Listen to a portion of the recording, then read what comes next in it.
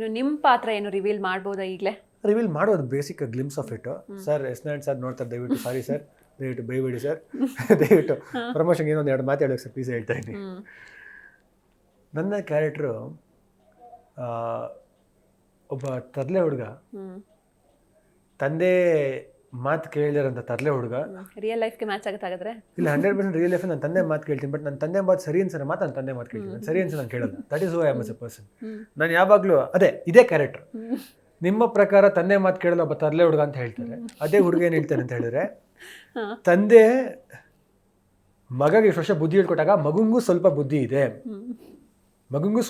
ಇದೆ, ಆ ಮಗ ಹೇಳೋ ಮಾತನ್ನ ತಂದೆ ಕೇಳಪ್ಪ ಅಂತ ಹೇಳೋ ಕ್ಯಾರೆಕ್ಟರ್ ನಂದು.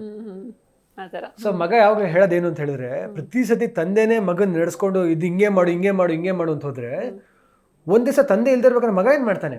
ಎಲ್ಲದಕ್ಕೂ ತಂದೆನೇ ಮಾಡ್ಕೊಟ್ರೆ, ಅಪ್ಪ ಹೇಳಿದ ಕುಂಟೆಬೆಲ್ಲ ಆಡಿದ್ರೆ ನಾಳೆ ಸಹ ಮಗನ್ ಏನ್ ಆಡಬೇಕು ಅಂತ ಗೊತ್ತಿರಲ್ಲ.